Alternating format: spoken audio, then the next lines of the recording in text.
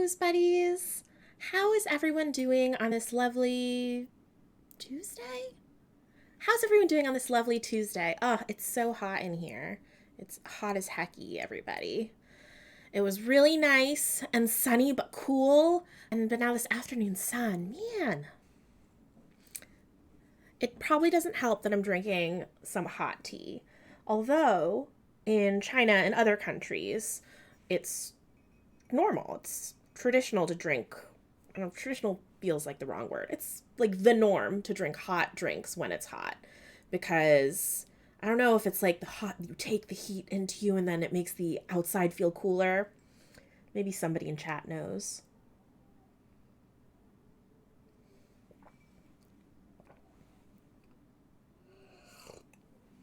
Friday! Distortion Puddle Friday. Thank you for following. Yeah, the headphones are new. I was looking for new headphones and I saw these with kitty cat ears and I just thought they were very cute. I think you can change the colors of the ears, but I've kept them green for obvious reasons. What is everybody up to this week? In work life, I've been transitioning my full focus over to Dungeon Masters Guild and some like small writing projects. It's been really refreshing taking on small writing projects. For my day job, which I'm just going to talk about for 2 seconds. I've been like focusing on a bunch of larger projects that I'm really excited about that I haven't had a chance to focus on this year, kind of splitting my time between that and Wizards of the Coast. So I'm really excited for a bunch of things to be moving forward. Shinobi, you like the music? The music in the starting screen? I do too. I'm kind of a sucker for like Parisian music that one associates with like Paris of 1920s. There's someone on my block who plays the accordion, which is like often that style of music, and they're actually good. So I get really excited when they play the accordion. In my personal life, the hardware for our kitchen cabinets arrived. So I just really wanted to show it off. They were listed as pumpkins, which is what got my attention. Can I make the camera focus? We're going to have to do this a lot with the tarot cards, everybody. So let's hope I get this. There we go. They look like little pumpkins, but they're white. New hardware on cabinets makes a huge difference. I was skeptical how different it would feel, but they, like the little gold foily lines on the side, really bring out the warmth of the cabinets, and it's just a delight. Froggy, first of all, super cute name. And thank you for following. Your eyeliner is immaculate, and your work life is... Oh, yeah. That eyeliner like knives.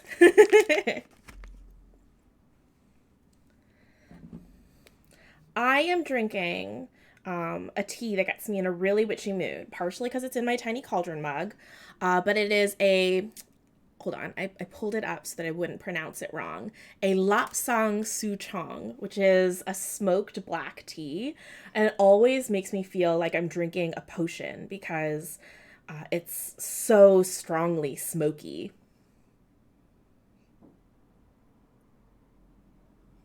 I really like smoky or like peppery teas.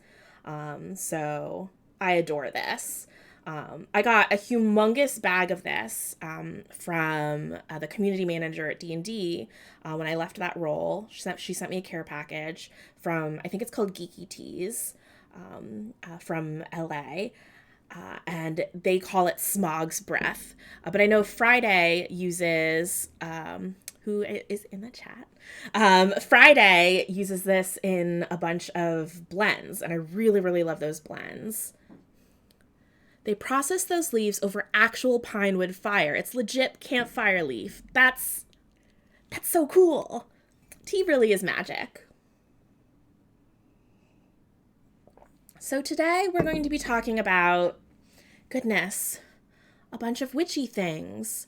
I admit I have gotten over nerves for anything related to talking about Dungeons and Dragons, TRPGs, even streaming video games. Those are really easy to get over my nerves because I just end up like zoning in on the game and really focusing on that.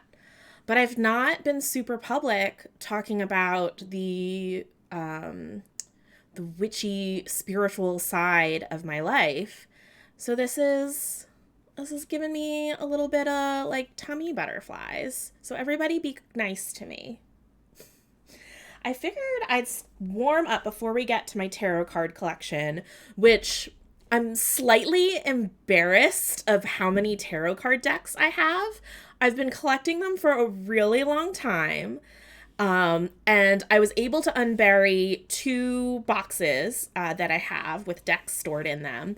I know that there's one more box I couldn't find of decks that I actually don't really resonate with, so I wasn't as careful to note where I was packing them before we moved. So maybe I'll do those as like a little show and tell in the intro to another video. I've been the same way. I feel a little weird talking about it, so I wanted to support you since I saw you were nervous about it too. Word Witch, you're so sweet. Oh, and Friday, I'm really glad you're here. It helps having friends in the chat. But to warm up before we get to tarot cards, I wanted to talk a little bit about this sort of new journey I'm on with sigilcraft, because that's sort of what started this whole thing. I posted about a sigil. I paused because I was like, is it sigil? No, that's from Planescape. I posted a sigil that I made for self-love, which I'm giving myself a hug because, actually, hold on, I have it here. I'll show it to everybody since I posted it. This is a neater, I was playing around with it with my calligraphy pen and iron ink. And so the one I posted was very blotchy. This one's clearer. Let's see. There we go. Da, da, da. So I started off just kind of doodling. Do I have the doodles on here? Yeah, actually, I'll show my doodles as well. And I didn't like this one with hard angles, but I found that I was doing a lot of stuff where it looked like things were symmetrical, like reflecting themselves. So I liked that. I liked the really round, smooth one I drew.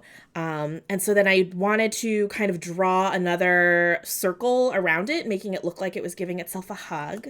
And then that looked like a planet, and it reminded me of that quote about how we're all star stuff, we're all the universe. So I drew a little crescent moon and a little orb representing like a tiny star or a sparkle. And so I shared this on Twitter, and it seemed to resonate with a lot of people, which is kind of what led to this stream. But I never used to draw sigils. I actually wonder, does anybody in chat who's comfortable sharing, do you do any sigil work, sigilcraft? I didn't, because I felt like sigils always had to have this same sort of look to them, kind of like runes that you're so familiar with seeing in Western witchcraft, or like circles with arrows and like little hatch lines. And my brain like doesn't work that way. Friday says, sigil work feels so intuitive for you, I would think. Guess goes with the whole aesthetic lifestyle. Drift compatible. I actually did a little sigil zine. I don't have much of a practice, but it goes through... I was going through a time and they helped. That's really cool. Like a whole zine? Is it like a little comic, or is it like a zine about like different sigils and then there's a story paired with them? Or is it about how to make sigils? Friday says, I don't do them a lot, but I'm more about movement and flavor, so I do a lot of dance and kitchen witchery, herbalism. Teacup is way into sigils, though, you artsy kids. Word Witch, I've not gotten into sigilcraft yet, but I'd like to do some. So I really actually wanted to share what got me interested in approaching sigils. There were two things. Drift compatible. It's about 10 sigils and what they're for about. I really love that. That's actually a great idea for a zine. That sounds really deeply meaningful. Um, there were two things that got me into sigilcraft and feeling like, well, this is something that maybe I can do. One of them is this anthology called Eternal Witchcraft. It's published by Palm Press. Palm short for pomegranate. I wonder if you pronounce it pome. No, that doesn't make sense because it's short for pomegranate. There's a little pomegranate on the edge of the book, and it's POME Press. And this is a comic anthology. I'll turn to some random pages. It's a bunch of comics, or rather, I should say, spells or little how-tos in comic form. If I'm remembering correctly, I think this is available as a digital release as well as this physical release. And honestly, should have bookmarked it ahead of time, but there's a little comic in here, a little 2-pager all about, and because it's 2 pages, I'm for sure going to accidentally skip over it. Oh, Lysa of 10 minutes ago, why did you not bookmark this? Oh, okay. Well, just believe me that I really want to show you. Here it is. There is a 2-pager all about how to create sigils. And then they go through an example of one, kind of step by step, and the person's thought process. And this broke it down in a way where I was like, oh, I understand. So I guess this is one common way to make sigils. And first you choose like a word or really short phrase that represents what you're trying to capture with a sigil. So in the example, they're doing Pom Mag. And then they like to start with a circle, and then you start to create shapes and lines that represent each of the letters. And you don't have to put like straight up an S into your sigil. Like a curve of a line could represent an S to you. Here, just adding some horizontal lines intersecting with other lines represented, let's see, the letter A, the letter E. Here you'll see they made an M, but then they added this curvy line to represent the letter P. And by going through that, you can create this cute little circular sigil. I really like the little tip they had where to do O's, they like doing these cutie little circles inside the big circle. Oh, hey, Jess, thanks for joining us. We are talking a little bit about sigilcraft to get ourselves warmed up. So this was the first thing where I was like, oh, well, I can do that. And I practiced some sigils. This particular method didn't fully resonate with me.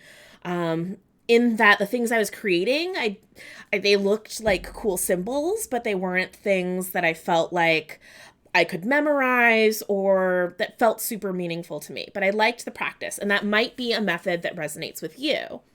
Then I stumbled on a YouTube person called the Witch of Wonderlust, and she has a video also about making sigils. She has a lot of good background information about getting into sigilcraft at the top of the video. I actually found her instructions for making sigils not as clearly helpful as this, because this breaks it down step by step, which helps my brain learn. But it seemed like making sigils was really intuitive to her. So for her, she was just like creating shapes on the paper, and I didn't fully understand, well, like, what was your thought process? But I think she was just trying not to overthink it. And even just that in itself made me feel like, well, maybe I'm overthinking it. And made me realize that there were other approaches. So one approach was really similar, where you kind of represent each letter of a phrase. And the other approach was really just kind of about, you could even doodle squiggly lines and see if there's shapes in the squiggles that speak to you. You could create a really abstract shape representing something that makes you think of that phrase that you're trying to capture. And Honestly, yeah, my initial reaction was, well, this isn't really helpful at all. She's just doodling a salad for representing health and happiness, and I don't want to just draw a salad. But honestly, with the self-love sigil that I shared with everybody, that's kind of what I did. I just kind of squiggled lines and was like, oh, well, reflections speak to me, and went from there. So I gave it a shot. I'm really glad I did, because that was actually the third sigil I made. I kind of went on a sigil rampage this weekend, and I really, really enjoyed it. Friday afternoon tea says, my grandfather would kind of channel sigils. He'd get in the zone mentally and do like automatic writing, close his eyes and let it be whatever shape he wanted. I feel like I really fight overthinking things. I wish I could get into that zone. It sounds like almost kind of getting into this meditative state, and just drawing from there. Vociferosity? Vociferosity? Have I said your name right in one of those attempts? Anyway, thank you for following. Oh, and thank you for the reminder to hydrate. We've got our tea here.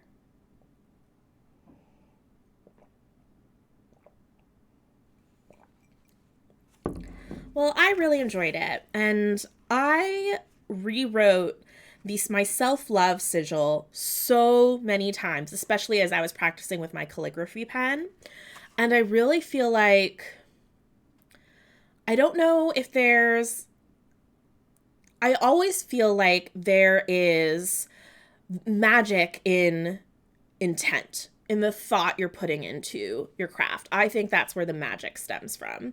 And I think focusing on my sigil and what it meant to me, and the idea that it looks like it's a little hug for itself, and kind of almost meditating about how we're all made from the same little particles of universe.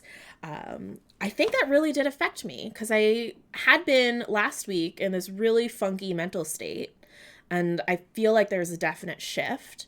And I also feel myself doing things that I don't do unless I'm in a really happy, solid headspace. Like, I never reach out to people because I feel like I'm bothering them. And Friday's in chat, and I sent Friday just a message to say hi. I literally never do that, but I just wanted Friday to know I like her and want to be friends with her, and I wanted to know how she was doing.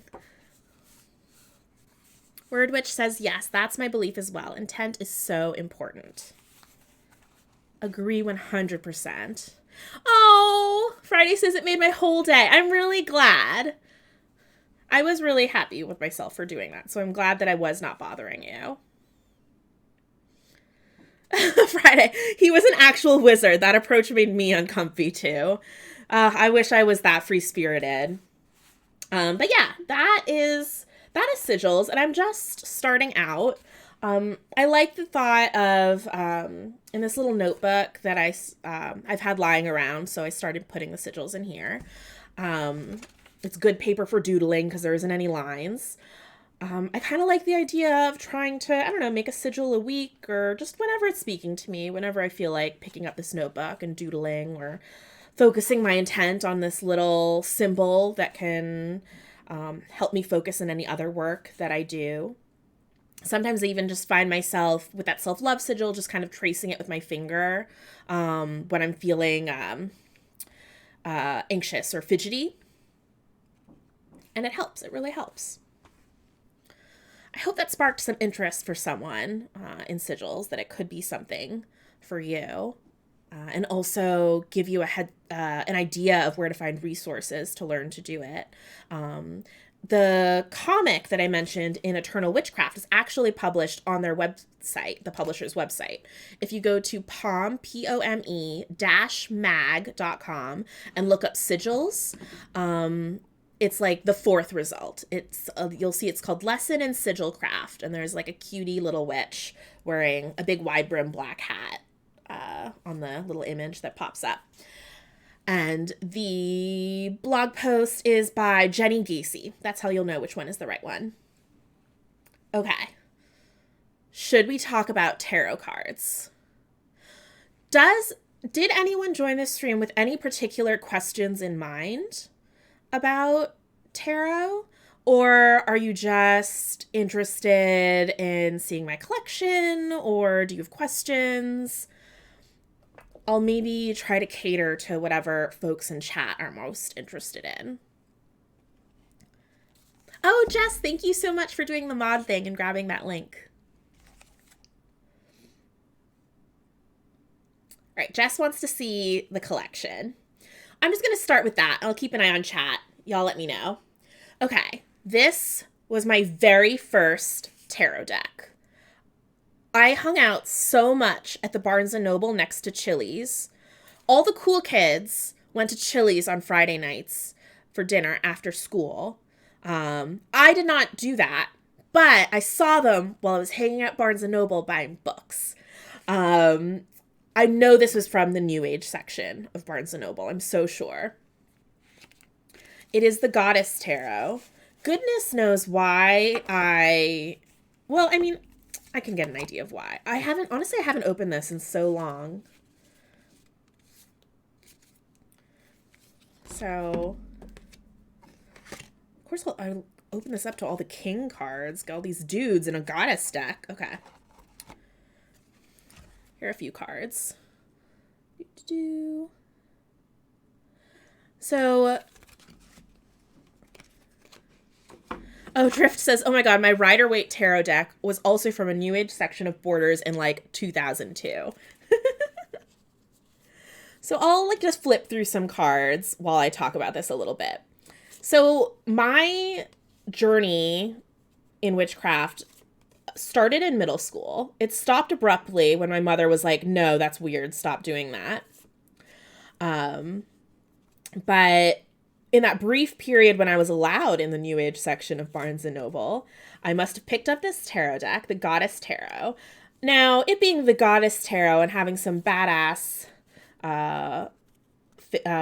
femme figures in the imagery, I can understand why I would pick up this deck for that reason. But I have tiny hands. My hands haven't grown since like the 5th grade. Which I know because there's a handprint in the sidewalk outside my family's house, and my hand has fit in that handprint all this time. And these cards are huge. They're both wide and pretty tall. Let me see if I can shuffle them. We're going to make an attempt. Actually, yeah, my hands can go over them. I can shuffle. Ooh, but the stock is very thick. So I honestly, I remember struggling shuffling this deck. But what I also remember is my friend Annie wanting a tarot card reading about whether she was going to do well on their chemistry exam at the end of the week. And my friend's tarot deck and my tarot deck both said she would not do well. And she panicked and went to go study some more. That's what I remember from this first tarot deck. The Goddess Tarot. Oh, hey, Tyler. Thanks for joining. Why is Barnes & Noble always next to a Chili's? I wonder if they're, like, somehow owned by, like, the same mega corporation, or if Chili's always needs, like, a nice store for people to, like, browse and hang out before they get their table. Jess, I can confirm my Barnes & Noble is near a Chili's. There's 2 stores in between. All right, so Drift mentioned that they have a Rider-Waite deck. I do not have a Rider-Waite deck because I feel like, I don't know, the imagery just never really resonated with me. But for those who aren't familiar, Rider-Waite, and I can't hold one up because I don't have one of those decks, is probably the most popular tarot deck. I believe it was published really close to the beginning of, I guess it's last century now. Oh gosh, old, I'm dust. The beginning of last century, 1910, I want to say. And I think a big part of why it's popular. Oh, hey, Chrisicon, thanks for joining. I think a big part of why it's popular is because it's what people think of when they think of tarot. So they want like the tarot deck. But also there's so much symbolism that has informed a bunch of tarot since that deck was published. And so for some people, that symbolism really resonates, and it's a really good deck for learning on. Oh, see, oh, Dusty, you just like totally took the words out of my mouth. I love the Rider-Waite deck as a learning tool, but not for actual use. But one of the tarot decks in this, well, I'll show you this box that I'm going through right now. These are decks that I really like or for sure want to hold on to. But for whatever reason, they're not resonating with me right now. So I've put them as like a little family by themselves in this box. But one of those is the Modern Witch. Those familiar with Rider-Waite will see this and be like, oh, this looks just like the Magician. The Magician in Rider-Waite is wearing the same color clothes, these red robes, is holding one arm up like that. And that is kind of what this whole deck is all about. It takes the Rider-Waite cards and it updates them. Oh, hold on. This comes up like this. You can see this like really cool box, which even has printing on it as well. That's a really nice touch. And then the cards are top loaded. So you can see the cards there. They have this sexy gold foil and this adorable little book that is the same size as the card, so it fits in the box like that. Ooh, I see a lot of folks in chat. Friday, that is totally Max's fave decks. Love the Modern Witch. I love this deck so much. I adore the imagery in this box. While I don't like Rider-Waite, the Rider-Waite deck itself, I really like decks that kind of update the Rider-Waite deck with slightly different images. So the Modern Witch basically takes the deck and updates imagery so that it's both modern and representative of some badass witches. But the poses that everyone is in, a lot of the colors, a lot of the symbolism, that remains the same. So this would be a great deck to use alongside resources that focus on teaching you the symbolism of Rider-Waite. I'm going to flip through a bunch of these cards because I just feel like y'all are going to love these. Love them. And there's really a focus on diversity in a lot of ways in this deck's imagery, which I really love. We'll at least go through the major arcana here. Friday, I have a major crush on the motorcycle babe in this deck. Yeah, I do love this deck. This is one of my favorites, the Hermit. I just think she's so pretty. But she's got major Mercy vibes with that white hair. Dice Harpy, thank you for following. I'm excited as folks follow because we get our cute little tea gifts. This is kind of blurry. So chill, this hanged one.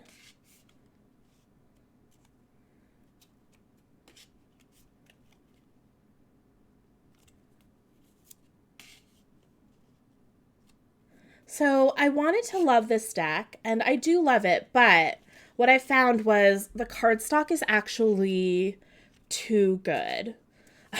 It's too thick, and it's got that foil on the edge. So the cards are the deck is really chonky, which I've mentioned my tiny hands, and I'm really particular about the size of cards combined with, oh, this card is so cute. The size of cards combined with the thickness of the cardstock, because that all affects whether I can actually shuffle the deck. And while I love this deck's art to pieces, hold on, I'm going to try. Oh, it's really hard. You can see that I can just, it's like if there were 3 fewer cards in this deck or 4 fewer cards in this deck, I'd be able to shuffle it, but I just can't. When I go to shuffle, the bottom cards fall. Oh! They just fell all over my keyboard. So if I wanted to do sort of like that shuffle where you put everything down on a tarot spread cloth and kind of shuffle like that and then move all the cards together, I could use this, but if you have larger hands than mine, which a lot of people do, then that isn't an issue for you and you get to enjoy this deck. But right now I just keep it for the art and for who knows. One day I might meet the person this was meant for me to get this deck for. Sometimes I feel like I meet people, I'm like, I have a tarot deck for you. Are you interested in tarot? I will say, buying this and like the whole unboxing experience, I really like the whole atmosphere that goes into receiving a new tarot deck. They did really well on this. Oh, Dice Harpy reminded me to hydrate. We'll have a little bit more of our smoked black tea. Little Jordan Lane, thank you so much for using your Prime sub. Yeah, it is a new month. I'm going to be saying that until the end of August. It is a new month, so if you haven't used your Prime sub, consider it throwing it my way. Okay, hold on. I need to be putting these back in the box in some sort of order. Oh, okay. Next is Aquarian Tarot, which is really readily available in its modern form. There's a little travel size that comes in a tin.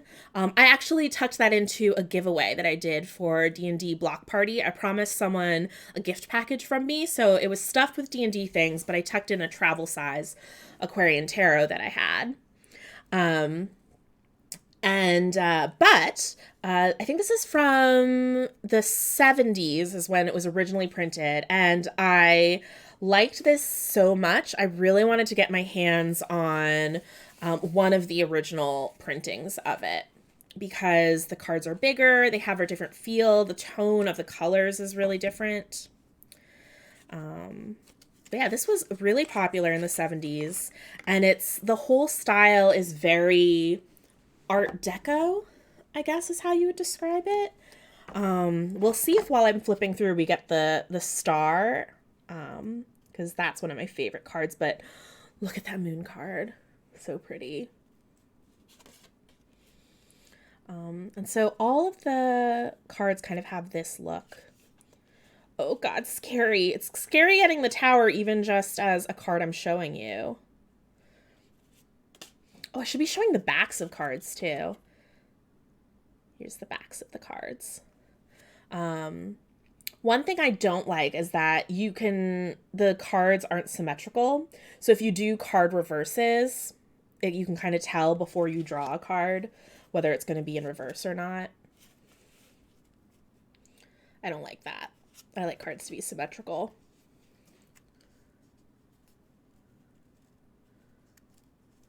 Dice Harpy. Oh, wow. Wasn't expecting to see that deck. Have you seen the new Palladini? Similar style, way more color. I have not, but I set up my other screen that I usually use for when I'm playing games with my browser so we can look at decks other people mention. So right after this, we're going to look that up. So, because I'm curious. I don't want to wait and I don't want to forget. Yeah, there's something... Dice Harpy, I'm curious why you weren't expecting to see that deck. Does it surprise you for my sort of aesthetic? I'm very curious. Ooh, thank you, Jess. We will click that link in a sec. I feel like because of the style of these cards, I mean, this one's very typical of the Ten of Swords, one of the most terrifying cards to get, to be honest. Because someone's literally being stabbed. The symbolism I find is more subtle in these cards because it's just a lot of close-up portraits of people. But I really love the vintage tones, and I feel like getting this vintage version of the deck that I hunted down. I like how everything feels slightly worn. Dice Harpy. I've seen more people go for the Morgan Greer who like that aesthetic. Oh. Okay. So yes. Ooh, look at this one. The World. Where is the star? I flip through because I really want to show you. It's my favorite card in this stack. Ooh. I really like their Ace of Wands. It's a flower. Actually, the Ace of Wands, I think, is the first. Well, I don't have any other explicit tarot tattoos. I have the Ace of Wands just tattooed on my leg. So that's a card I go to a lot in decks to decide if I like them or not. Does anyone else have like a favorite card that they kind of judge tarot decks based off of? For me, it's very much Ace of Wands, the Wand suit in general. But if we're talking major arcana, I really like seeing what people do with the Death card. Because for me, the Death card is very much about change. And so how they symbolize that always really intrigues me. Dice Harpy. The sun in that deck, if I remember it being stunning. Are we talking about this one or the new Palladini one? Oh, well, here's the sun in this one.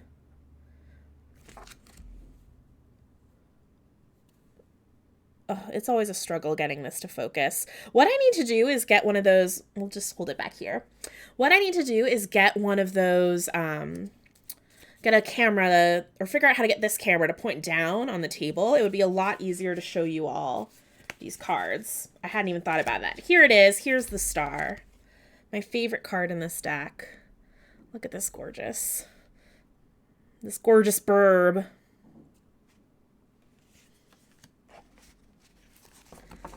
Tyler says, I really like the idea of Ace of Wands or some wands in general being represented by warm colored flowers. Yes. Drift says the Two of Swords is always interesting to me. Is that the one? So I have one deck that is actually the deck I've probably used the most, where it's like the two swords are kind of like this and there's someone balancing in between and it's like you have got two choices that you're dealing with. Friday says, oh, good call. Death is a real window into the soul. Okay. Let's see if I can click this link. And we're going to shift to the other camera real fast. There we go. Or other camera, other screen. The new Palladini Tarot. Can we see some cards in it? Sorry. My computer's freaking out. There we go. We can kind of see some of these cards. Can we make them bigger? It is very similar in style. I understand why you associate the decks with each other.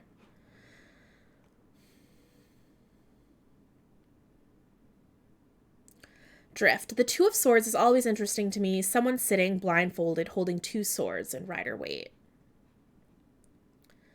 Yeah, this definitely has the same sort of portrait style.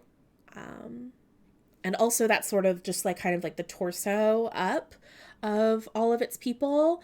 I like that the Aquarian Tarot, the portraits are really flat. That makes the style like really stark for me. Sets it apart.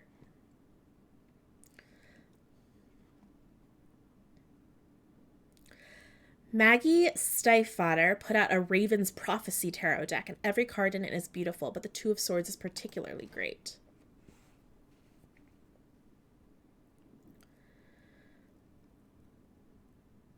Jess says, the only tarot deck that has remained with me throughout the years is a Celtic Dragon deck. Everything else comes and goes, but I don't use them that frequently anyway. All right, I'm going to switch back. Okay. Trying to figure out what order to do these in. Next is a deck that I honestly haven't used that much because it's a different style of tarot that like doesn't really have the same symbolism on it, and it is the Trionfi della Luna deck. This also came like wrapped up in like nice paper and like twine, I believe. This is, let's see. The style of tarot is the Marseille. I don't think I've ever heard someone say it out loud. My long-term deck is the Shapeshifter Tarot. The aesthetic is peak 90s new age granola. Love that. Perfect for you. Marseille, thank you, Friday. Okay. This is the back. Super pretty. Love the color. Love the colors of this deck in general. And then these are the cards. So they do lots of color variants of this style. They've done a purple version. I think there's an all blue version. It almost sort of has like a jewel tone neon feel to it. But all of these cards, all the pip cards, are kind of represented like playing cards. So honestly, until this, I don't think I could possibly learn with this deck because I need symbolism to help me remember things. But I feel like once I learn, then I could totally use this deck. And look at the funky style of this art. The Deviant Moon Tarot, if you like this style of art, is more of like a Rider-Waite sort of style of card. Oh, cool. Jess saw that the Shapeshifter Tarot is done by the same artist as the Celtic Dragon one. What a small world.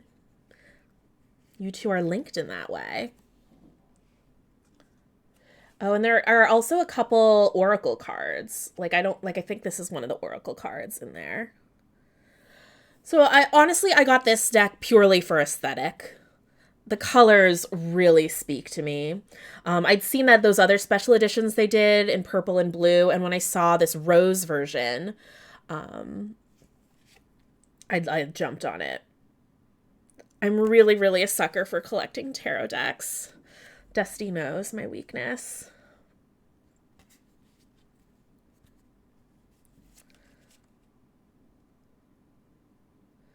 I love this version of the moon, actually. Let me see if I can get it really close to you all in focus. So the moon is very much of like a false light. It reflects the sun's light, even at its brightest. That light doesn't belong to the moon. And I like cards that really latch on to that, so that they've combined the sun and moon together, and that they look a little bit sickly, that there's water, which is another reflective surface here, and that there's this creature where you honestly don't even know what it is. I think that's really interesting. That's what's on this deck, or on this card. Lysa, I have 10. It's out of control. Thank you for making me feel a little bit better, Friday. That someone else has many. They're like dice, where once you get a few, you're like, well, let's just have all of them. This one's pretty. Let's get that one. So this is the Triomphe de la Luna. If you liked this deck, but you don't want one in the Marseille style, you want you might want the Deviant Moon Tarot deck. Oh, tattoos are a whole other thing. You get addicted to that feeling. Okay, we've got 2 more tarot decks in this box, and then there's a couple oracle decks. I don't know if anyone wants to see the oracle decks. Let me know. Hey, Ooze. Nice to see ya. You've been looking up one in Kickstarter. It's very pretty. You can't just tell us that. Tell us more. Okay. This is the Stunning Tarot by an illustrator called Jonasa Jouse. I hope I'm saying their name right. I waited like a year for this because I saw them illustrate the Death card on their Instagram. I followed them because I like other tarot decks they've made. And these are the backs of the cards. And it spoke to me so much. So actually, I'm going to search through here and find that card. Or actually, no, that's not fun, watching me like shuffle through cards. Let's look at a few cards while I look through. The colors of this deck are powerful.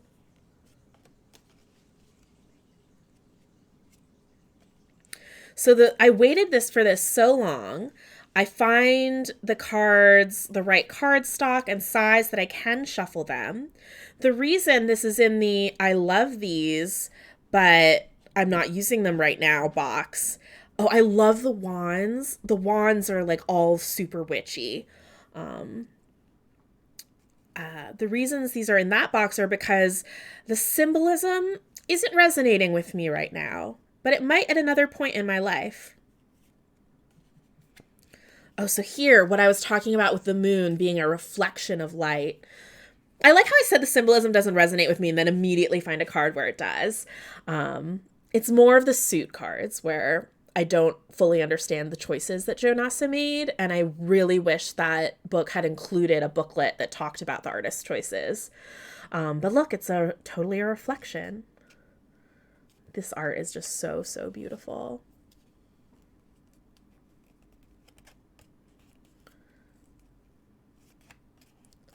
Oh, look at that 3 of Wands. Oh.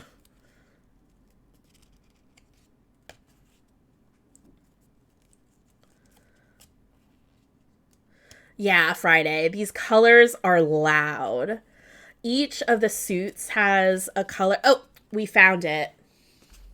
Here's the death card. Completely about transformation. And people get afraid of the death card because, death, it's scary. But look at this. It's shedding its skin, and the focus is very much on this new, vibrant, frankly, dangerous version. I love this. This is my favorite death card of all of the decks that I have. Yeah, it's really beautiful. This is honestly, going through this is making me reappreciate this.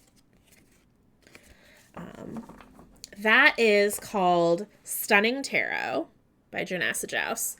And if you like this deck, there is another deck that is, I think, just called Jonasa Joust Tarot, where they've released a few editions of it. This is in one of the decks that I've honestly accepted that is probably not going to resonate with me. It's also, the cards are really long and skinny, which aesthetically I find that shape so cool.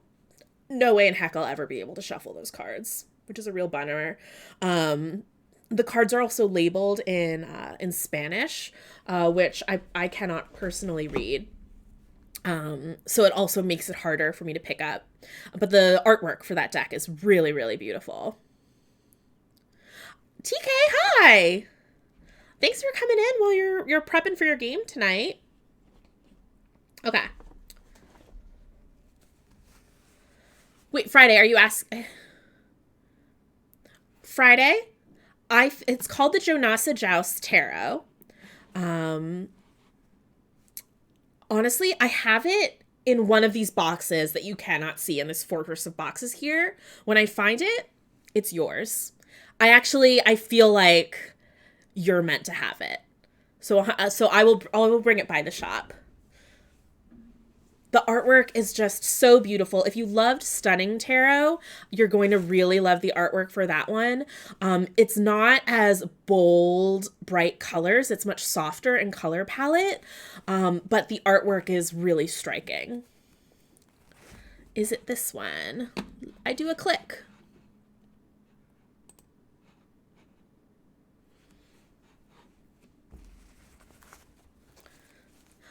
Ooze, bring cheese back for everybody. And yes, it is that one. So Friday, click that link. You can let me know privately or in the chat if it's actually something you're interested in. If it's not, no worries. But it feels like you. Feels like you.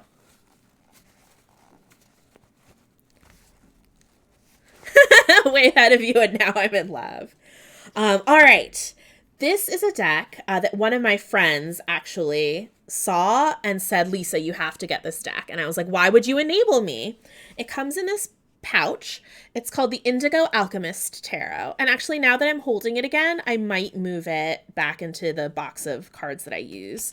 It has like a tiny little, just like stapled paper booklet that talks about just in a few lines each of the cards. Even that is helpful. I am no tarot master. As many cards as I have, I definitely have to reference things all the time.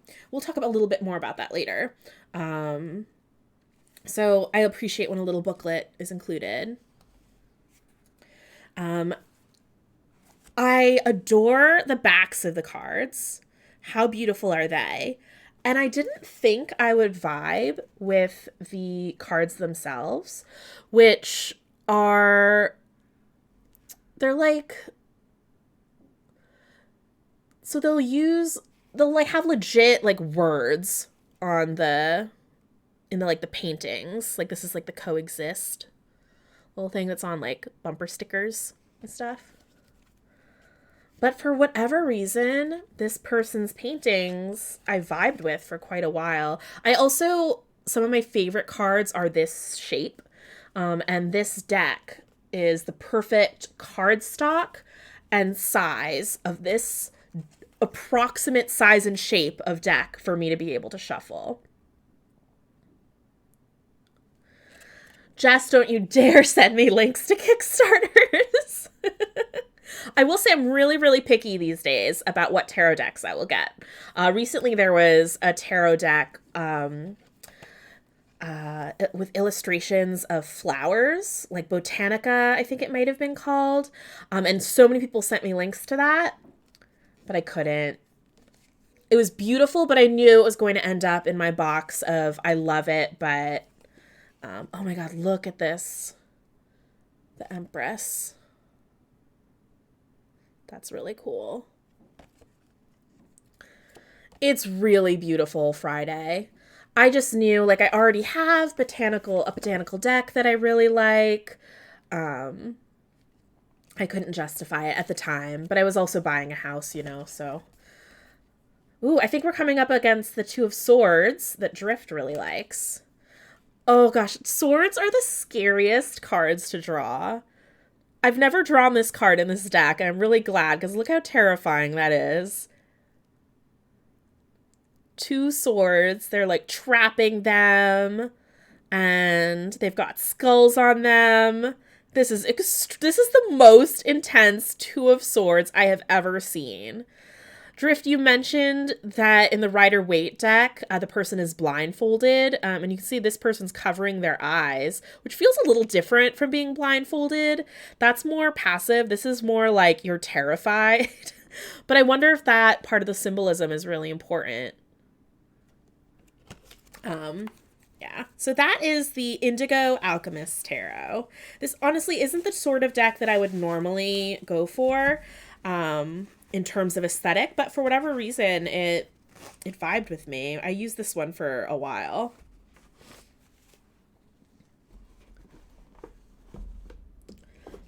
I'll show you one of the Oracle decks. Well, actually, no. I'm going to show you both because Jess would really like this one. Oh, Friday, thanks so much for hanging out. It was really lovely having you here. So this is a deck of cards, but it's all kitty cats. So I'm showing you a few of these cards for Jess. Look at this kitty cat. It comes with a tiny booklet to use this as an oracle deck because the illustrations are so evocative. This is really, really cute. I would love some of these just as art prints. If I had more room on my walls for art prints, that is. I need to figure out more creative ways to display those. Look at this little coffee cat. This is, oh, and the backs are really cute too. Look at that cute little pattern. This is the Magic Nico deck. 54 playing / oracle cat cards. And it comes with this tiny little oracle guide that tells you each suit and the number, and then has some like really short, like, so the ace of, oh my gosh, not spades, puppy feet. I forget what they're called. How do I forget what they're called? I haven't played with playing cards in so long. Hearts, diamonds, clubs. I like to call them puppy feet. The ace is industry, focus, teamwork. The 5 of clubs is where do you find your energy? That's just a cute little thing I picked up at Geek Girl Con. And then we have, I don't usually use Oracle decks, but the one that actually I used for the longest, and I hold on to it in case it resonates with me again, is the Universal Mind Oracle. These cards are real big, so I believe I shuffle them sideways when I shuffle them.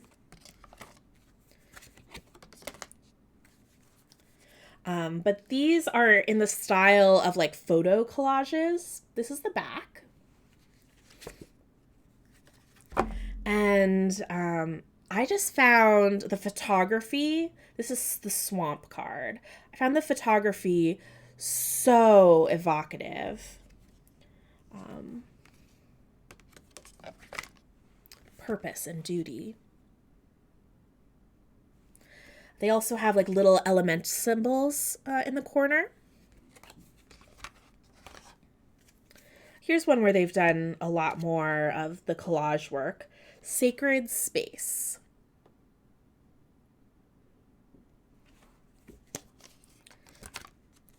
I like the size of these as well, and that they're large enough that I can shuffle them sideways. Synchronicity.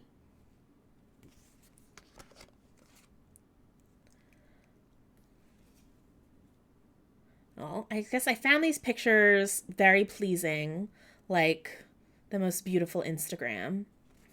So I used these for a while. Right.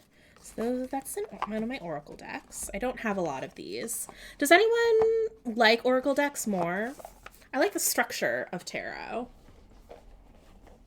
I think we went through this whole box. There aren't many in the other box, so we're nearing the end of the tarot card collection.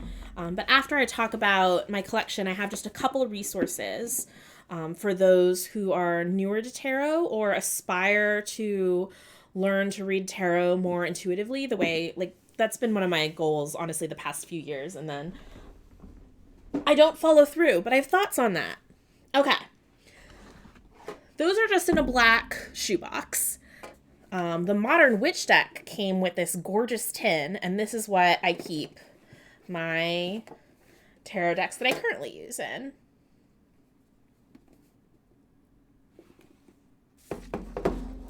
Little Jordan Lane, yay resources. I would love to get my first deck and learn how to use them. Oh, well, thanks so much for joining just to learn a little more about tarot. Yeah, this tin is pretty awesome. Oh, that makes me feel so good that there are folks who are interested in tarot, and that this maybe shows you the range of tarot decks that are out there. Okay, I randomly have a bunch of moss and stuff in here. Oh, Aaliyah Medj 9, thank you so much for following. How do I want to do this? Okay, this is I have the book here. The Solera Occulto Tarot. I think if you get this now, you will only get the second version of it. But I will say the first version, the unboxing was really fun. It came in this whole box with this book, and the deck is nestled in it. But I had a lot of issues with that deck. I had that issue where like the card stock, and like the size of the deck and everything made it so that I couldn't shuffle it with my small hands. There was a little mark like a copyright mark on the backs of the cards. So again, it wasn't symmetrical, so you could tell ahead of time which cards were reversed. But I think they may have gotten a bunch of feedback, or in using their deck that they created, realized that themselves. And out of the blue, after I ordered that deck, they sent me a whole other deck of the cards on different stock, with a different back. It's actually, it still has the little mark, but it's much more subtle, and the back itself is symmetrical. So honestly, they solved pretty much all the issues I had with the deck. And now it is one of my favorites. It is very similar to Modern Witch, only in that they also are kind of playing off of Rider-Waite. So if you're looking for a deck that has a different illustration style and color scheme, but uses a lot of similar illustration symbolism as Rider-Waite, then I would recommend checking out the Solara Occulto deck. It's a good one for that. I really enjoy these sort of like doodly style drawings. So I really, really love the illustrations in this one.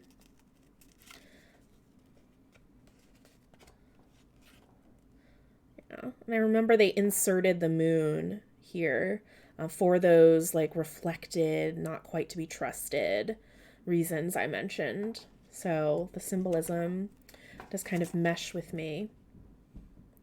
And I really like the muted color scheme as well. There's a Major Arcana, the High Priestess.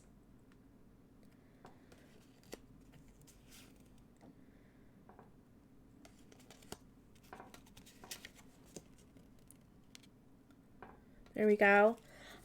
It's got just a tiny bit of foil, not on the edges. And I actually, for whatever reason, I prefer cards that don't have foil on the edges. But it's got like sort of a, woo, just gonna throw a card at you. Don't know if you can see it. That little gold border has a bit of a sheen to it. Ooh, it looks like Word Witch that these colors resonate with you.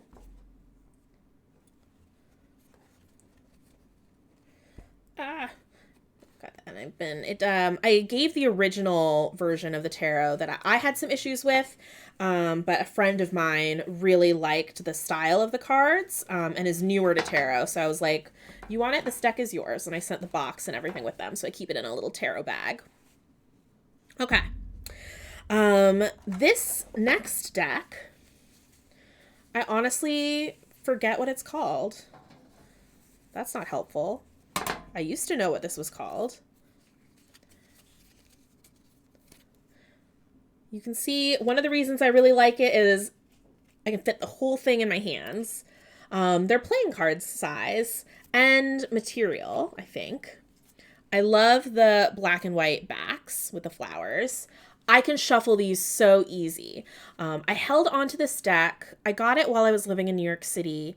Didn't start using it until, I'd moved back to New Jersey. I think I held on to this for maybe like 2 or 3 years before I really started using it. And it was, at the time, it didn't have a booklet that went along with it. It since does, if I could remember what the deck was called. It was just wrapped up in a little bit of craft paper and some twine. And I just held on to it for years because I felt like at some point I'm going to want to learn tarot. And so this is the deck that really got me into tarot once I did start deep diving. Not the Goddess Tarot, but this nameless one. You can see the Death card, and it is one of those plants that curls up, looks like it's super dead, and then you water it, and it just totally transforms. Blossoms like a flower.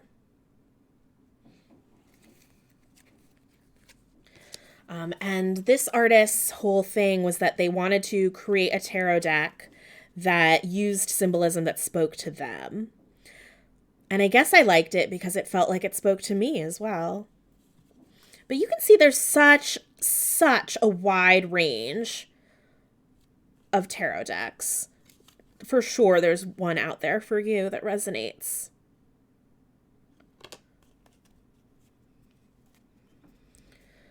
Drift Compatible says, on the Death card, what an awesome metaphor and representation of the meaning of the card, right? Maybe this is where I got my love of Death cards. because this one's so not intimidating. Unlike that Two of Swords from the other card. Whoops. There you go.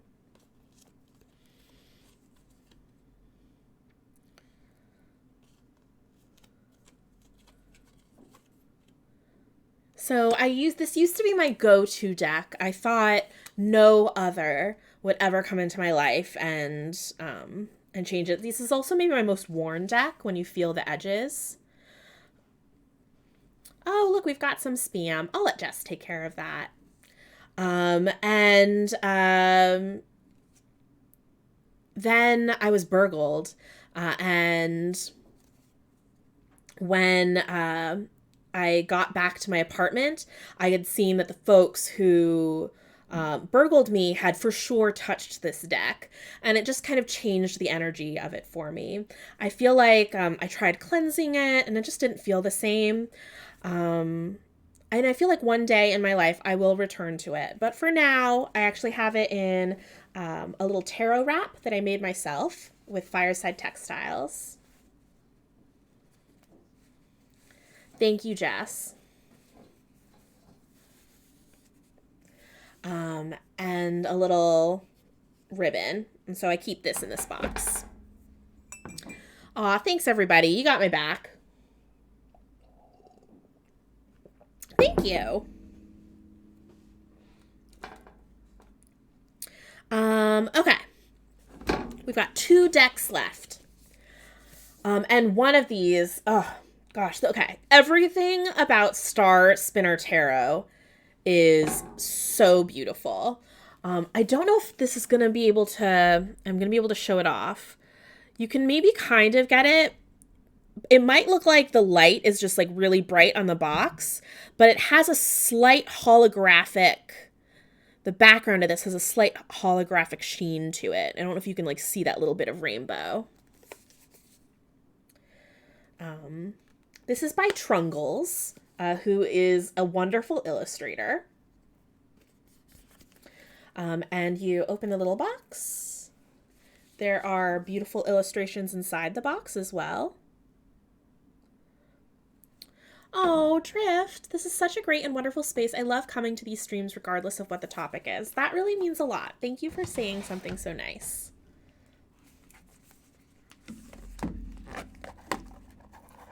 I'm going to show you all my favorite aspect of this tarot deck. I don't know if I'm going to be able to find the one that I actually ended up choosing and putting in the deck, but this deck comes with multiple versions of the Lover's Major Arcana, which I think in this day and age is such an amazing touch. Trungles is local to me and he's super cool. Oh, that's good to know. That's so cool. I'm a little bit jealous. I love his work.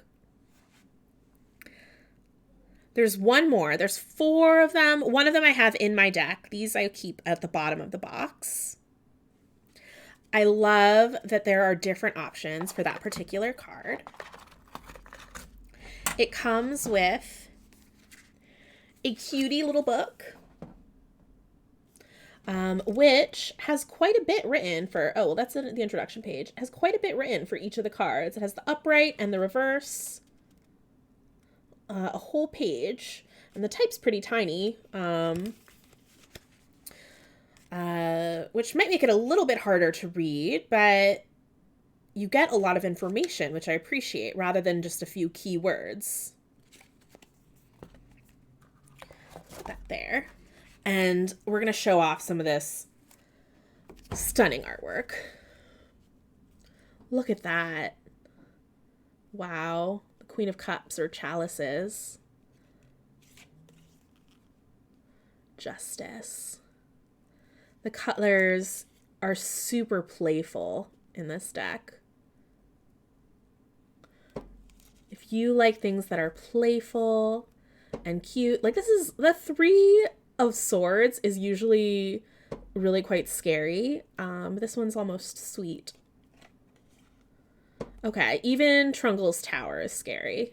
Tower is always scary.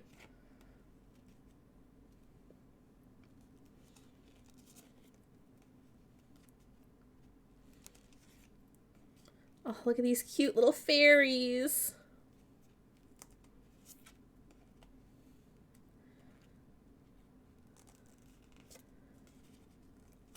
Oh, is this the Queen of Wands? Look at her eating that rose. Look at that Luke she's giving. I love this deck. Oh, the backs are super beautiful too. And they also have a sort of sheen. I don't know if I'd call it a straight up foil, but it's like almost pearlescent. Yeah, TK. Here you go. Yeah, there's a lot of diversity in this deck as well, which is much appreciated. This is a beautiful, beautiful deck. The box that it comes in is really lovely, which they are not always. A lot of times you just get like a little tuck box. Yeah, I love Trungle's artwork. And then it has like a little boop, magnetic close. Okay. The last deck, which is the one that I am currently using, like this week using, is the Forager Daughters Tarot. This was also on Kickstarter. And the reason I decided to back it, I resisted for a long time. But I resisted for a long time because I felt like, Lysa, you have 10 million tarot decks. Will you really use this one? I finally caved. I don't actually store it in this box, although the box is really nice, so I hold on to it. But this uses a lot of botanical and nature symbolism. Oh my god, I just sent that link to Friday. They're reprinting now. Oh, very cool. I use my... I call it a tarot thong, but I think it's called like a tidy tarot strap. It's an Etsy store called Project Magic with a CK at the end. If you like being able to see your decks, especially if they have these pretty, rose gold edges, then this, or if it's something that doesn't come with a really nice box, this is a lovely way to store it. I'm just pretty careful with it when I take it on and off, just so that I don't damage the edges of my tarot deck. The backs are really pretty. They have these insect wings and flowers, and there is a visual texture of wood grain on this like sort of cornflower blue back. It is symmetrical, which is something I really like. The stock and size of this makes it really easily shuffleable for me. Super important. And all of the imagery combines plants and seasons and animals really thoughtfully for the meanings of the cards. It comes with a good size book, at least, actually there's like a particular tier of the Kickstarter to get the book, but there is available a book that gives you a lot of information about the symbols for each card, which I find very helpful. Oh, held that upside down.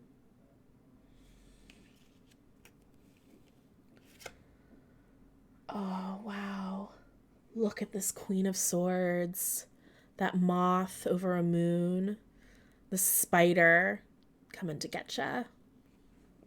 It's a powerful card. It's really stunning. Each of the suits has colors associated with it. A little crawfish or a lobster. A little bug. I'm going to search through this for the death card. Oh, hey, Miss Marcy. You are welcome. Late anytime. Searching for the death card.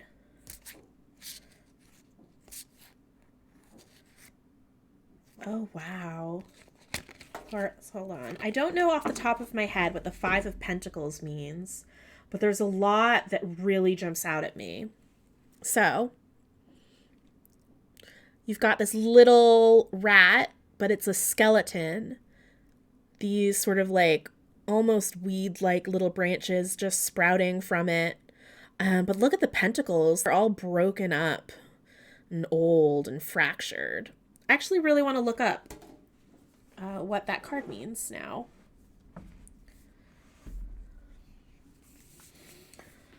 Let's see. Five of Pentacles. Cups, Pentacles.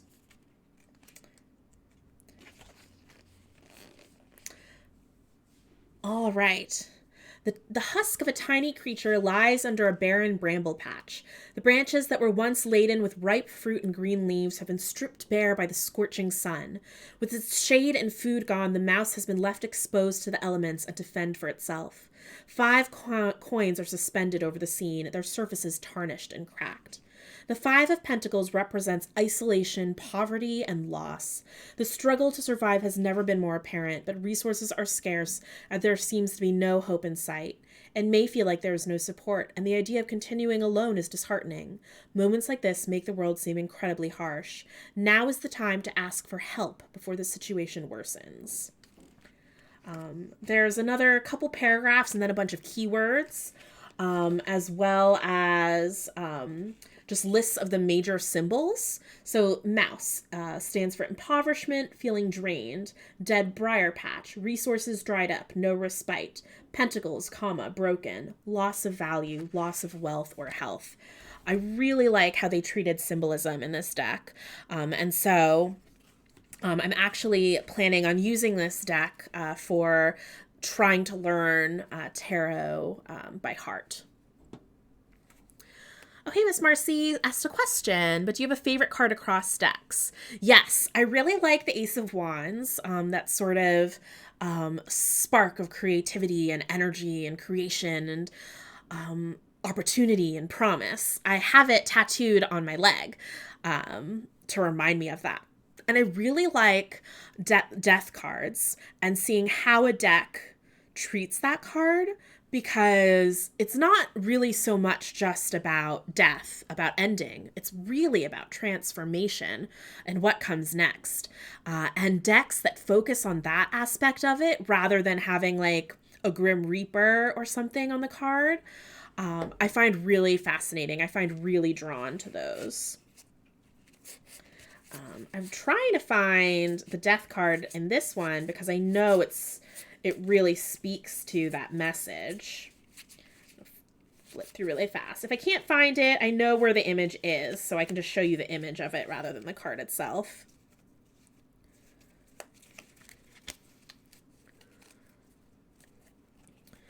Ooh says, I really like the aesthetic of death in a lot of art, to be honest.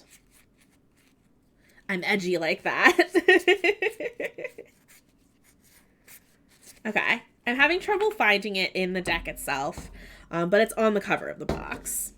You can see there's a dead bird, but from its body are sprouting flowers. So, what a hopeful way to look at that idea of change and transformation.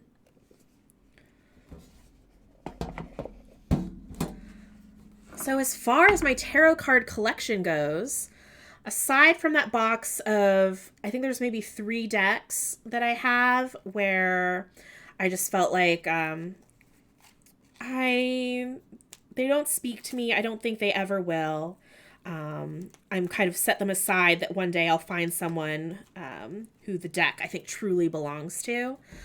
Those are packed somewhere. I think they're actually packed with my D&D dice because I had them on that shelf for a while. I will unpack those eventually as we get through the fortress. That's my big project this week.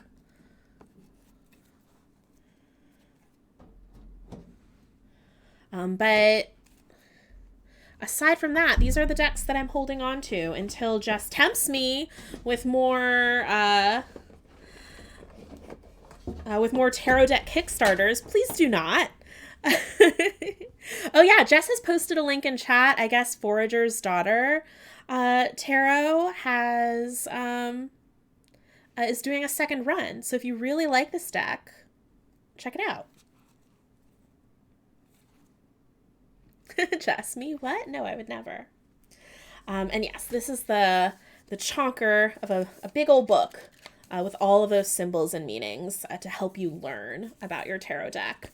If you never memorize the tarot card meanings and you always reference a guide, there is no shame in that. I don't feel like you have to memorize things, and I kind of want to destigmatize looking stuff up in a guidebook because, I don't know, I don't think it needs to necessarily be something super mysterious and mystical. It is a tool to help you look at your day, look at challenges in your life, just look at observe your state of being and look at it in different ways. The tarot deck almost like asks questions of you and helps you examine and come to your own conclusions. And when it's not necessarily something super mystical and mysterious in that way, then who cares if you're looking stuff up in a book? Okay. If you do want to learn your tarot with more depth, learn to intuit things, which I have wanted to do for years, then I have two resources.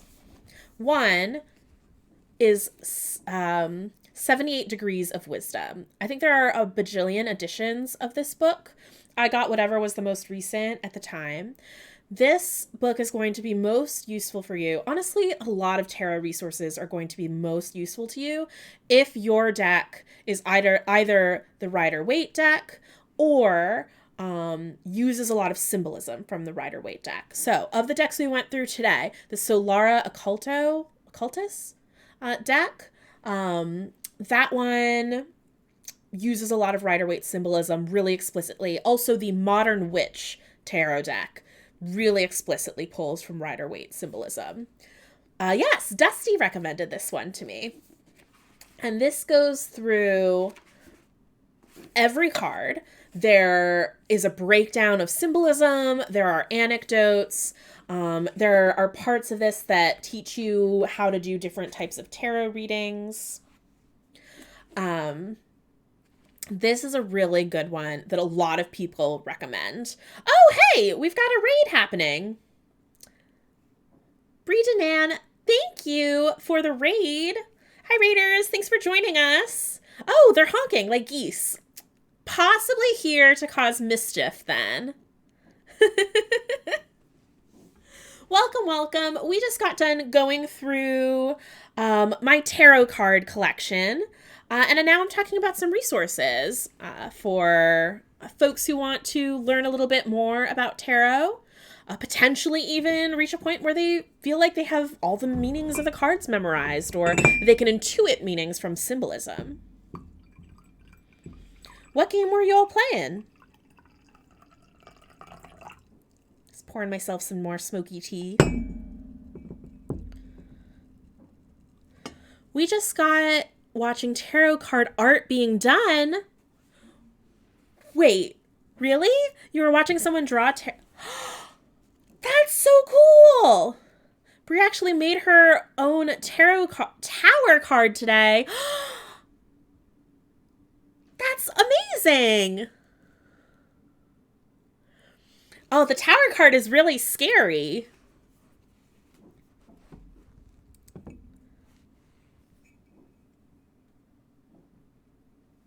Oh, Geek Outs, thanks for following. Welcome, folks. Oh, I'm so excited. Another tarot stream came and raided our stream. You were very thematic with my earlier stream. This is awesome. After our stream later in like 30, 40 minutes, Friday Tea, although, hold on. I need to look up on my Twitter what her Twitch name is, but she's also doing a tarot stream. So everyone should just hop tarot streams. I love this. Tarot Tuesday. I'm really excited that you're illustrating. Are you illustrating your whole own tarot deck? Are you just doing major arcana? Were you just feeling like drawing the tower today?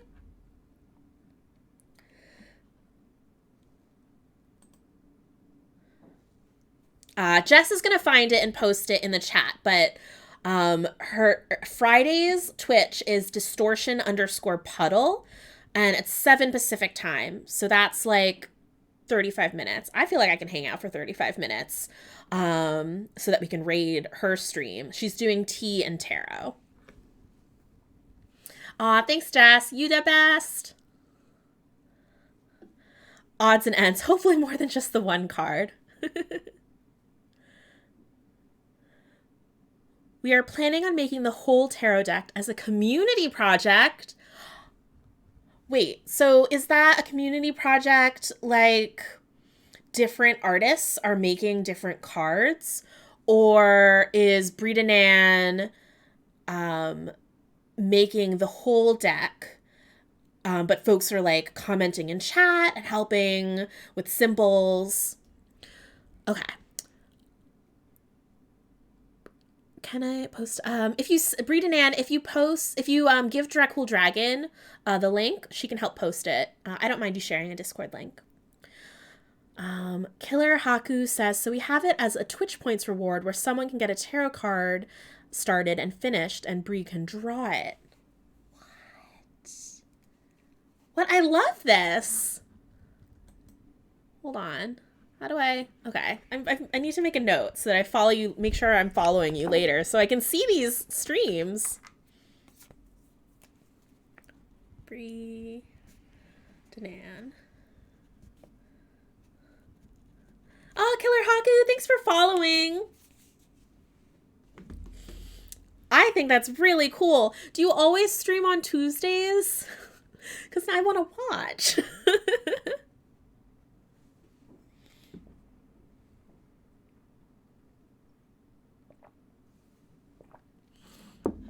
That's cool as heck.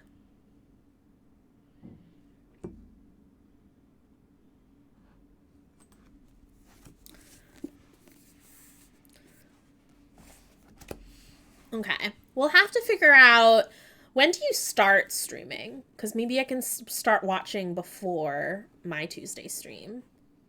Tuesdays and Saturdays? Okay, I can watch on Saturday.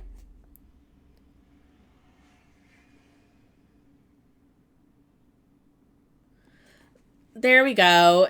Auto captioner giving us some choice moments.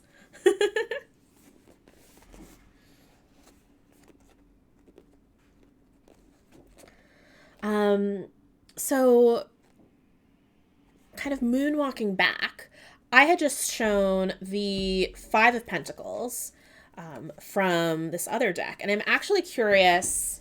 I read from that guidebook what the 5 of Pentacles means in the Forager's Daughter Tarot, how this mouse represents impoverishment, these crackled, fractured pentacles representing a lack of resources. These branches are empty, they bear no fruit. We learned all about that symbolism. I'm really curious what 78 Degrees of Wisdom says about the 5 of Pentacles.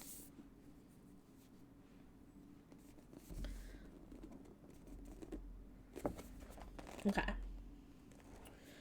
We're going to look up the 5 of Pentacles, and we're going to read that entry to see how it compares, so you can understand how this resource can work for you. This is Cups. These look like Wands. Minor Arcana and Introduction. Did I skip it? Oh, here we go. Pentacles. Goes backwards. Okay, we're going to read the 5 of Pentacles.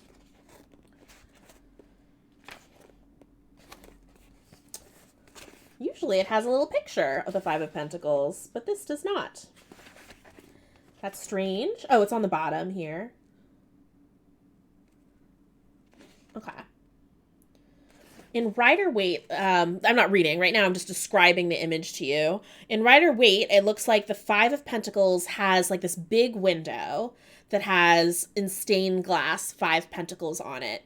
In front of it is this wintry scene, and there's 2 figures one of whom has like cloth like wrapped around them. Another one has some crutches, and they're like struggling to get through the snow. The various meanings for this card illustrate again that problem of certitude discussed in the section on readings. How can we know for sure which meaning will apply in a real situation? At the same time, the meanings show the way in which a situation can turn in very different directions. The fives illustrate conflict and loss of some kind. In terms of pentacles, this means, first of all, material troubles, such as poverty or illness. Sometimes it implies a long-standing hardship. Observe that the people, though bent and crippled, are surviving. This card may indicate love, especially that of two people holding together in a bad situation. It may turn out that hardship has become one of the major factors keeping them together, so that relief from that material trouble may strain their unity, or they may think this will happen and therefore fear change. Notice that they are passing a church. Now, as a place of sanctuary, the church represents rest and relief from the storm. The people, however, do not see it. Human beings can get used to anything, and when they do, they will often not see opportunities for change. They will even resist an end to their problems. If we compare these people with the kneeling beggars of 6, we see that 5 represents pride and independence, sometimes to a foolish degree when help is genuinely offered. As we examine the card more closely, we can discover alternative, even opposed meanings. The card shows no door to the church. As with many real churches today, which lock their doors like businesses at 5 p.m., this church has perhaps shut the people out. The sanctuary has failed. We see first of all a comment on modern religion, which many feel has failed in the task of giving comfort and healing to people's troubled souls. On a simpler level, in many countries, the church have grown rich at the people's expense. Again, compare the 5 with the 6. The merchant there may symbolize the modern secular church, giving what material assistance it can or will, while the people's spiritual needs go unattended. We can call the previous paragraph the sociological interpretation of the doorless church. If we shift the emphasis to the people, we can see a psychological view. Sometimes we may find ourselves in a situation where outside forces, social institutions, family, friends, etc. cannot help us, and we must struggle against the problems on our own. We can extend this idea of a magic or occult interpretation. In part 1 of this book, I discussed how the magician, by setting out on a course of personal development, pits him or herself against the established church, which traditionally acts as an intermediary between human beings and God. The choice may bring practical as well as political consequences. If the magician encounters dangerous psychic forces, then traditional religion cannot, let alone will not, help him or her overcome them. Compare the 5 of Pentacles with the Hierophant, number 5 in the Major Arcana. There, 2 supplicants submit to a doctrine that guides them in all situations. Here, the people have rejected such doctrines or have simply found them irrelevant.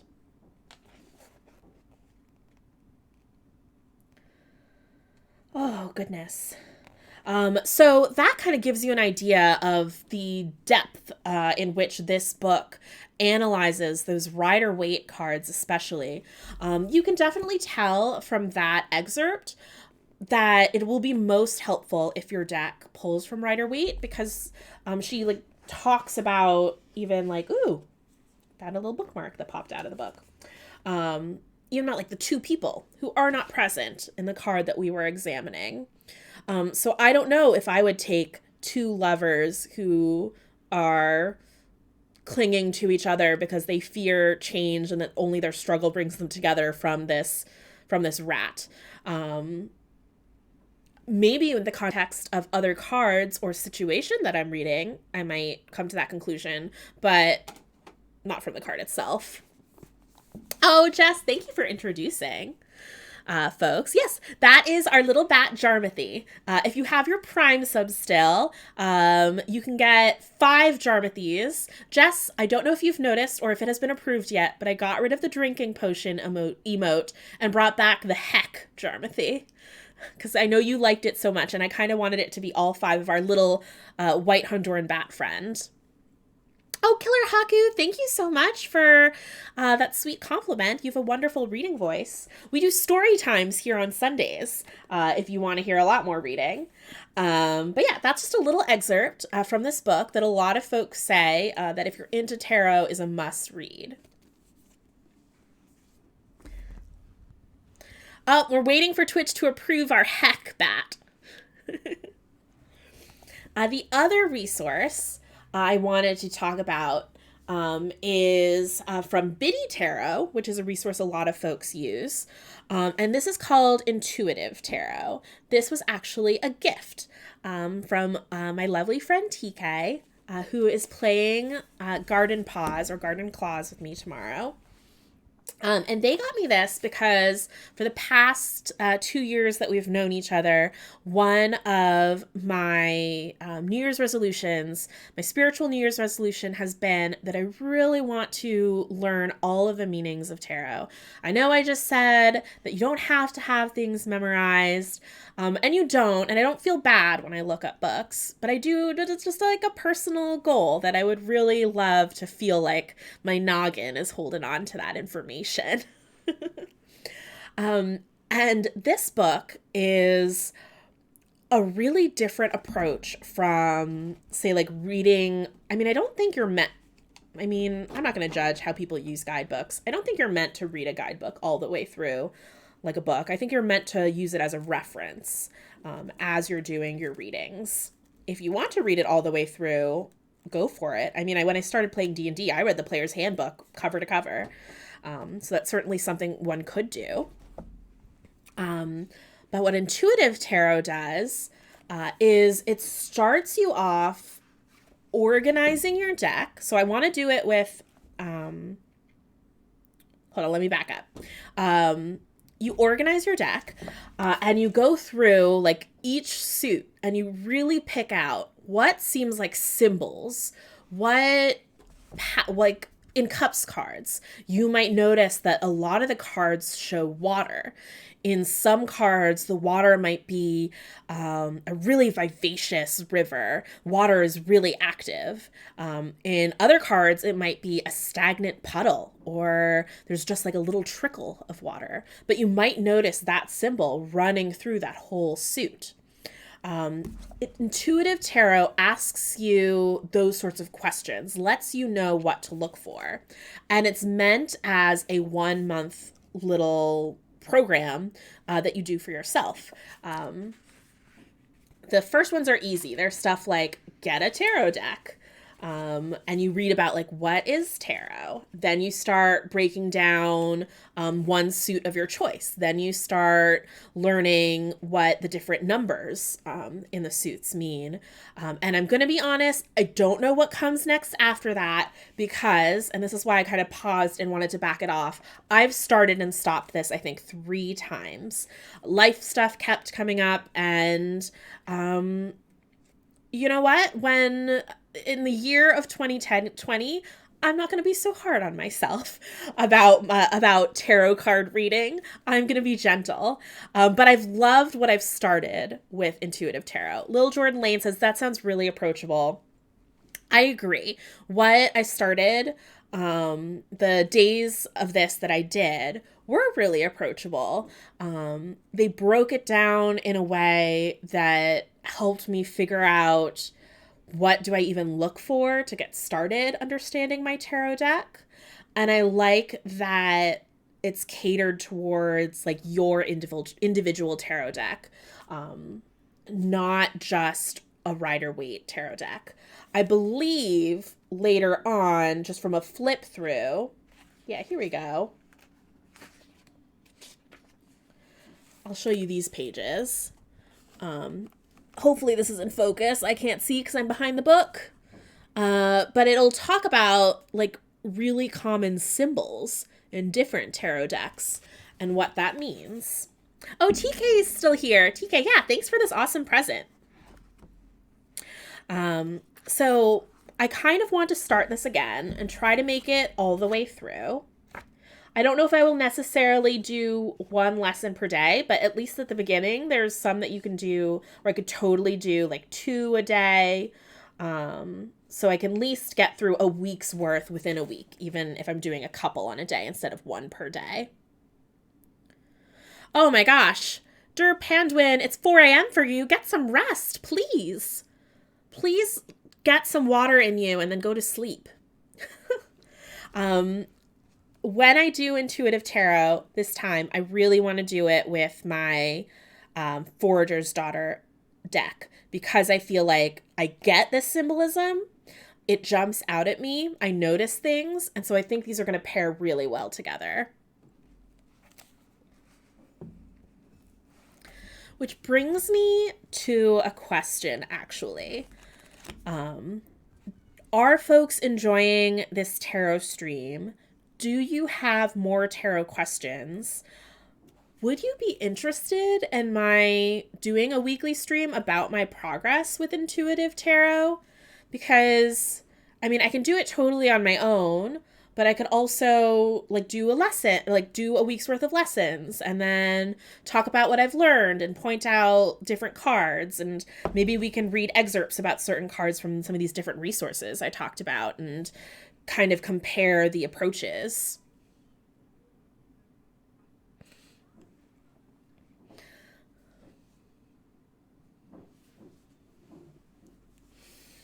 Oh, yeah, if folks want to get their hands on intuitive tarot and do their own lessons with the tarot decks you're getting, since I know a lot of you want to get tarot decks, I would love to go through this with other people. I think that would be really fun if folks in chat shared their journeys as well. Okay, I think I want to do that because I feel like it's really hard for me to commit these days unless I have an accountability buddy. And so I'm going to have the Rose Buddies be my accountability buddy to finishing intuitive tarot. We're going to do it with Forger's Daughter Tarot deck. As you figure out what tarot decks you're going to be using, please tweet at me at Lysa Penrose because I obviously love tarot decks a lot, and I could only have so many. I can only allow myself so many. So let me vicariously shop for tarot decks through you. If you want help finding a tarot deck, I'd love to make recommendations as well. If you want to slide into my DMs to ask for tarot deck recommendations, you are welcome to do that. I'm giving you permission to do that. Where I try to find where I can get this book. Yeah, I don't know where TK got it. You might be able to get it on the Biddy Tarot website, or I imagine like places like Amazon or like bookstores would carry it. I don't have a Discord, but maybe we should start one. If folks are down to do this with me. We could compare how each lesson interprets a given card in our own decks. Miss Marcy, that sounds so fun. Jess says, especially now, so many solitary practitioners might be feeling even more alone with the gestures at world happening, so following along with you would be awesome. Second, the recommendations for Discord is easier to keep track of things, I think. Okay. One of my goals this week, and if you follow me on Twitter, I'll post that link there and I'll talk about it at the end of each of my streams this week. And at the beginning, I'll just keep mentioning it. When I see you all in chat, I'll mention it. But one of my goals this week, I'll start a Discord, and it might grow from there, but we'll start it as we're learning tarot together. Discord for the Rose Buddies. Oh, you don't use Twitter a lot. Okay, I'll figure out we'll make sure that you find out about it once I make it. I'm going to make a Discord very much specifically for this, at least to start, because I manage a lot of social media as my job, and so I'm always wary about creating another channel to moderate and feeling like I might not be able to give it my all. But if it's for a really specific project like this, that's the perfect way to start it, with a purpose. Oh, yay! Everyone's excited. I'm excited too. What should we call our Discord?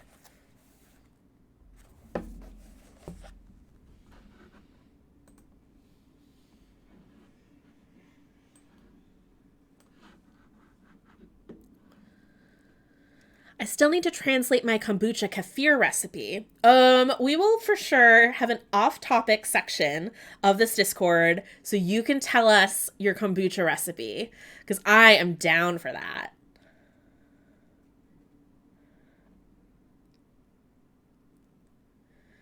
Oh, Word Witch, thanks for volunteering to help mod a Discord. Oh, Miss Marcy, the Tear Rose Buddies. What have you done? What if you unleashed into the world? Oh my gosh. I'm gonna slow clap for that.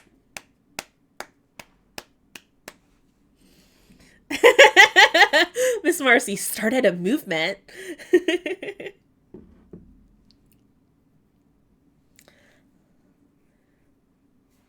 All right. In our last 15 minutes, I'm wondering if folks would like to do a nice, gentle activity with me. Oh no, TK, no! Got Lysa on camera appreciating a pun, I'm telling. Don't. Especially as I was about to do something nice for everybody, TK. Okay. Would you all like to do a nice little activity with me? Well, we're talking about things that are helping you examine your life in different ways. I have talked about my law of attraction planner that I found in the free bin of my apartment building that I just moved out from.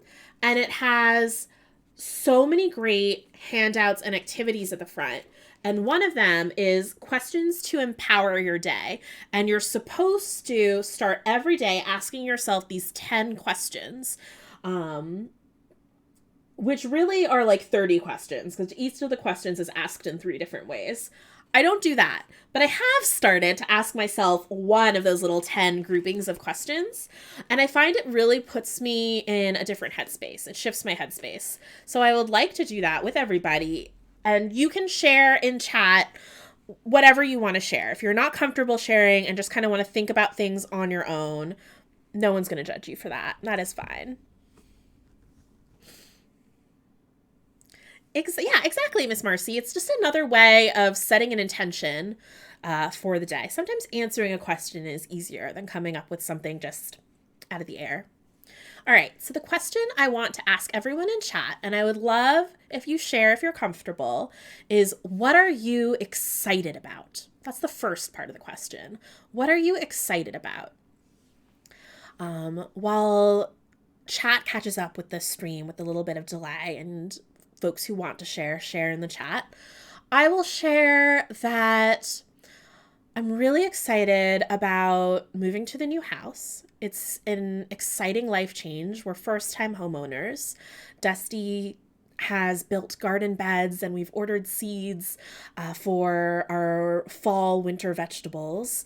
And so there's just a lot of like a feeling of I can't think of words. Like everything's like about to happen. I'm anticipating it.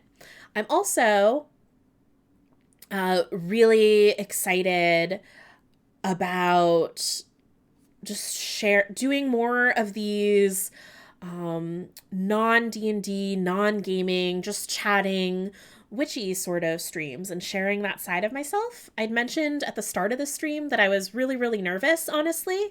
But everybody in chat, except for that one spammy person, has been so welcoming and inciting and encouraging. And that makes me feel excited. Killer Haku, you are excited about D&D on Saturday with 2 different groups. Hectic and full of adventure, just how I like it. That is definitely something to look forward to.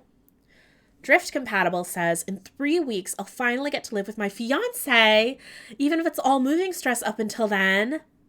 Drift, that is a huge, exciting change. That must feel so good to move forward and get to share your lives together in the same space. I'm really excited for you. Ooze says, I'm excited about moving as well, and I'm starting a new Pathfinder game next week with a new group. It is really exciting starting new games and imagining a new character. Moving is like really exciting. It can be really stressful, but exciting at the same time. I don't think those are mutually exclusive. Miss Marcy, excited is probably a strong word, but I've been really enjoying my slow reread of Pamela Dean's Tam Lin this week. I'm excited to be reading again. It definitely feels good to get into a book. I hadn't for a really long time, and then I started reading The Year of the Witching, and I was absorbed in it so completely, and in a way that I don't know if I've really felt since I was a kid. I had to do a lot of reading in college, and it almost sort of like beat the fun of reading out of it for me. So yeah, I'm happy you're enjoying reading. That's a great feeling. Word Witch says, I'm excited to finish a writing project I was stuck on for a long time and have fun writing again. Finishing a project always feels so good. I don't know if you have a deadline, but getting something done and getting a deadline over with, even if you get past, especially if you get past deadline, is a really, really good feeling. And it feels good to enjoy something important to you. Oh, Miss Marcy says that feeling, it also helps me get out of my own head and feel some peace in my body. That's really important. Yeah, Ooze empathizes with like the university, took all the enjoyment out of reading from me. Yeah, honestly, reading Moby Dick took a lot of enjoyment out of reading for me. That is a long book about a lot of fishing and whale stuff. I also used to read so much before college, but I'm getting into it again. It feels really good. Little Jordan Lane says, I'm contacting an artist about a new tattoo that I've been wanting forever, and I'm very excited. I have so many tattoos you can't see because I got my sleeves, but that's really exciting. Planning new ink, the anticipation, and seeing how an artist interprets your idea, and being like, yes, that piece of art is going to be on my body. I like that a lot. I like that feeling a lot too. Okay, I have a follow-up question for everybody. What about all of these amazing things that you mentioned, what about them makes you excited? I should probably answer for myself. Let's see. What about the new house makes me excited? I mean, I think there's a part of it that I don't know if this is necessarily how I should feel. Because I think there's a lot of like cultural milestones that are really just like things that grown-ups and other people who've taught us life project onto us. But it does feel like my life is somehow progressing and I'm moving forward into another phase of my life. So that feels good, making progress. It feels good to be starting a life and a family with our 3 kitties, with Dustin. I think the sharing other sides of myself is as someone who makes a lot of aspects of her life public, being able to share a part of myself that's really important to me, but that I've been nervous about sharing, or that I don't think people would be interested in. That's really exciting. It feels like becoming you, sharing who you really are. Let's see what folks say. Word Witch says it feels nice to finish things. Killer Haku says spending great time with friends doing something I love. Oh, there's nothing better than that. Ooze says, I'm excited about moving because I'll finally have a proper workspace and not be working from bed, which will improve my health a lot. There's a lot to look forward to. Expanding your space, making your space something that supports you. I'm someone really affected by the space around me. When things are messy, I can get like very frazzled and stressed out. And being able to, I imagine not having to work on your bed in like such a personal space, it may maybe give you the feeling of like being able to breathe, having more like air around you. Drift says, yeah, that's definitely a separation that's documented to be way better for people. I'm excited and happy for you. I'm really excited and happy for you too, Ooze. Marcy says, I'm excited that I've found reading and a few other practices to be grounding and help me wind down in a healthy way. Those are really, really great and healthy things. And a new game is exciting for new characters and having fun with people, for sure. Mogi Wright says, I'm excited about finishing my project because it's been on hold for so long and this year has been so dreadful. True that. So I think it'll be extra satisfying to finish and get it out there. Finishing a project always feels really great. I'm really proud of you just for making progress on it. Making myself a workspace is a goal right now. Oh, yeah. Like, not being in as much pain is very exciting. Oh, Ooze, I can't wait till you move. I can't wait till you get that space. All right, everybody. This is the final third part of the question. After we've talked about all of that, kind of examined why we're feeling excited, how does that make you feel? I think for me, I like acknowledging that there's something I am excited about. This year has been really, really hard. It feels like every week there's something worse that happens. And acknowledging that there are still good things and they might seem small to me, but I think talking about them makes me realize that they're not small because of what they mean. That definitely leaves me feeling uplifted.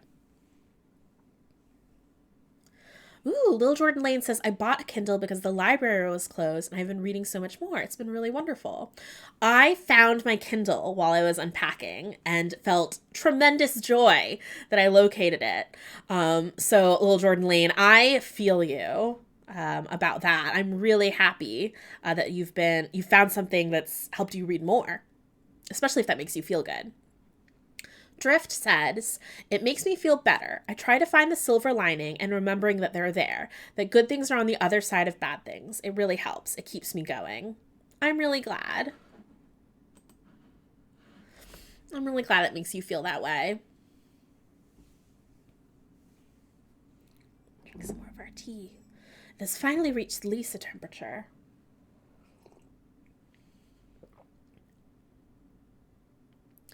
Undead Ooze says, I feel happy too. A bit of anxiety since I haven't actually found the apartment yet, but generally happy. Searching is the first step, and I really hope you find a place that has everything on your wish list, at least the top 3 things, and that space that you need. Mogi Wright says, yeah, I agree with you and Drift. It feels really good to specifically think about the good things that are happening in our lives, especially this year.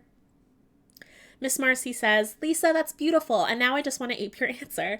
I feel relieved to be excited and to have something peaceful.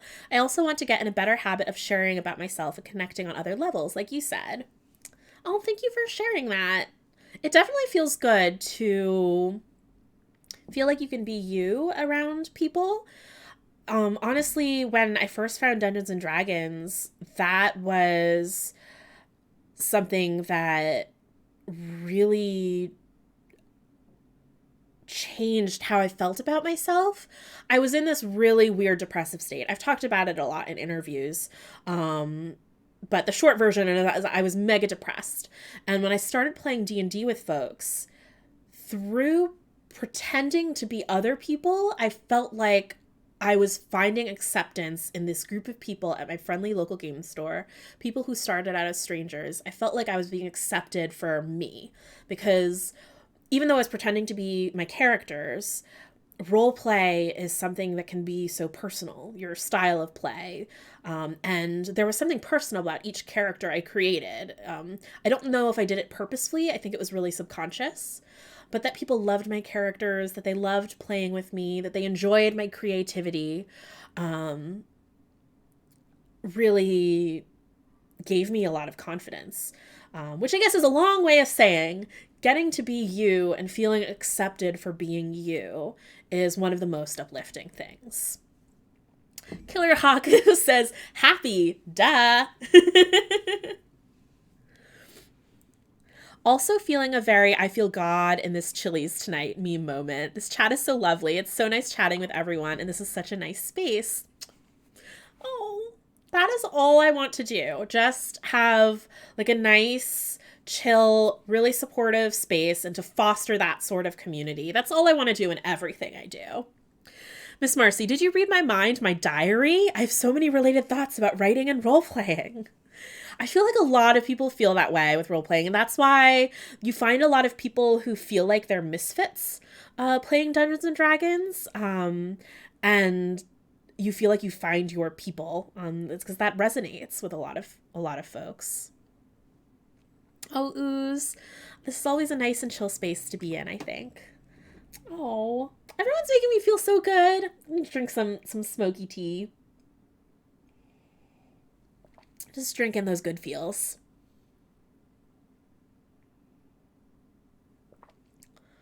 Jess says, I was fortunate enough to meet you through the D&D world, even though we never played a game together.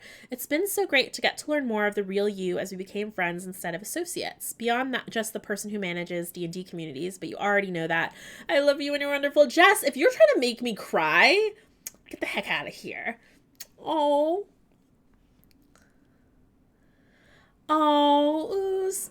You all are being so ding dang sweet. As we all just love on each other, I'm going to go see if Friday is starting her tea and tarot. Because I really, really, really, really, really want to throw folks over there. Let's see. It is 7:01. Friday, have you started yet? I'm on your channel. Okay, we're going to hang out for a couple more minutes until Friday starts because I think we need to raid. She should be starting any minute. And I really want to start her stream off strong with a lot of support. So all of you except for Killer Haku, who's awake at 4 a.m., it would mean a lot to me if we just hung out for a few more minutes, just so we can all say hi. Killer Haku, it was really nice of having you join us. I loved meeting you. Have a lovely night's sleep.